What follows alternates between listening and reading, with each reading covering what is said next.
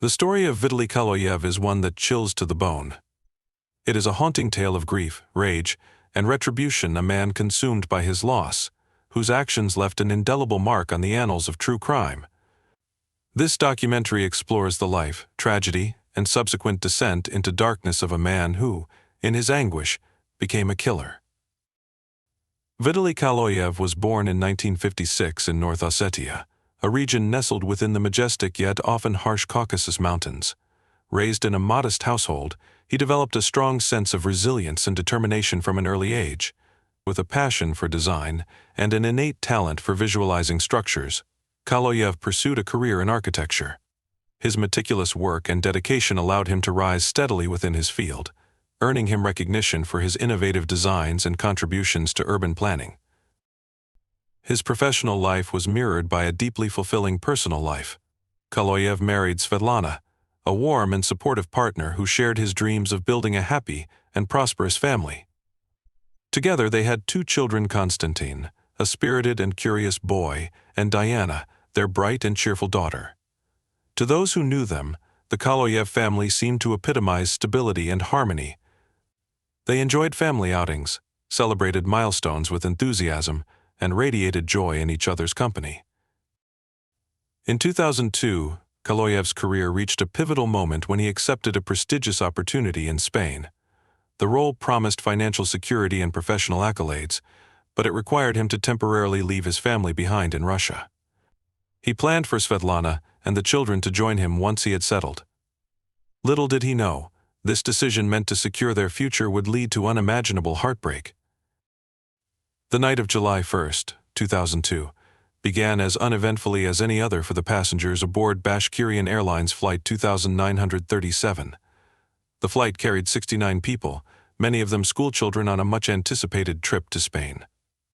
Among the passengers were Svetlana, Konstantin, and Diana, eagerly anticipating their reunion with Kaloyev in Barcelona. The mood aboard the plane was one of excitement and anticipation.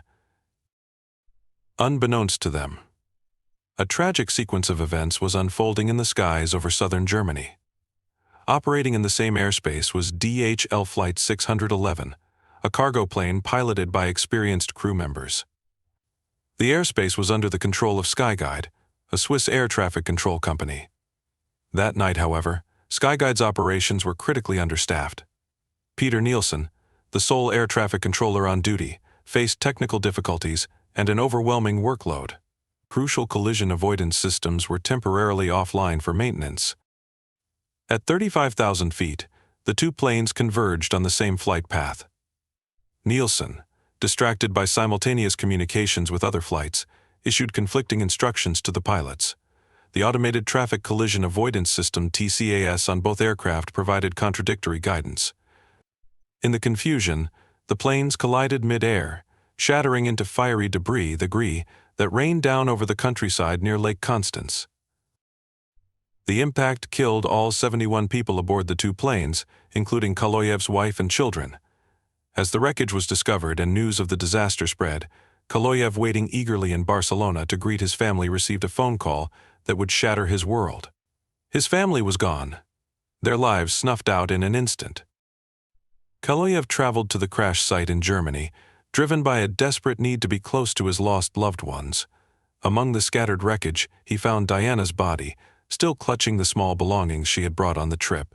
Cradling her lifeless form, Kaloyev's anguish transformed into a profound and unrelenting grief. His wife and son were later identified among the remains, but the sight of his daughter's body haunted him most vividly. The tragedy left Kaloyev in a state of profound despair. He withdrew from his work and social life, consumed by the weight of his loss. Though investigations into the crash began immediately, the findings offered little solace. Skyguide admitted to operational lapses, and Peter Nielsen's role as the air traffic controller on duty that night placed him under intense scrutiny. However, the company's public statements struck Kaloyev as perfunctory and devoid of genuine remorse. He felt the system had failed him and his family, and his demands for accountability seemed to fall on deaf ears. As months turned into years, Kaloyev's grief evolved into an obsessive fixation on Peter Nielsen. To Kaloyev, Nielsen was not merely an individual who had erred, he was the personification of the systemic failures that had led to the deaths of his wife and children. The lack of meaningful consequences for Skyguide and its employees only deepened Kaloyev's resentment. In 2004, Kaloyev decided to act on his impulses. He hired a private investigator to locate Nielsen, who had since relocated to Kloten, a suburb of Zurich, and was attempting to rebuild his life with his wife and 3 children. Armed with the investigator's findings, Kaloyev traveled to Switzerland, carrying photographs of his deceased family as both a reminder and a symbol of his grief. On February 24, 2004, Kaloyev arrived at Nielsen's home. Accounts of the confrontation vary, but certain facts remain consistent. Kaloyev approached Nielsen's residence and knocked on the door. When Nielsen appeared, Kaloyev showed him the photographs of Svetlana, Konstantin, and Diana, demanding acknowledgement of the tragedy Nielsen's actions had caused. Witnesses suggest the encounter quickly escalated. Nielsen reportedly attempted to placate Kaloyev, but the latter's rage overwhelmed him. In a fit of uncontrolled anger, Kaloyev stabbed Nielsen multiple times with a knife he had brought with him. Nielsen's family, horrified by the scene unfolding before them, called for help, but it was too late. Nielsen succumbed to his injuries, dying on the doorstep of his home. Kaloyev was arrested shortly after the murder and offered no resistance. During his trial, he confessed to the killing but portrayed his actions as those of a grieving father seeking closure rather than a calculated murderer. His defense centered on the argument that Nielsen's negligence had irreparably destroyed his life. The trial drew international attention, polarizing public opinion. Some viewed Kaloyev as a broken man, driven to an extreme act by the unbearable weight of his loss. Others condemned him as a cold-blooded killer who had taken justice into his own hands. The court ultimately sentenced Kaloyev to 8 years in prison for premeditated murder. Kaloyev served just over 2 years of his sentence before being granted early release in 2007. His return to North Ossetia was met with a hero's welcome by some, who saw his actions as an act of righteous vengeance. Local leaders celebrated him as a symbol of resilience, and he was reinstated to his architectural role. For others, however, Kaloyev's release was a bitter pill to swallow. Nielsen's family and colleagues expressed outrage, viewing the decision as a miscarriage of justice. The contrasting reactions underscored the moral and cultural divide surrounding the case. Kaloyev's story continues to provoke debate years later. In North Ossetia, he remains a divisive figure revered by some as a grieving father who sought justice and reviled by others as a man who allowed vengeance to consume him. Memorials for the crash victims include his family, keeping their memory alive within the community.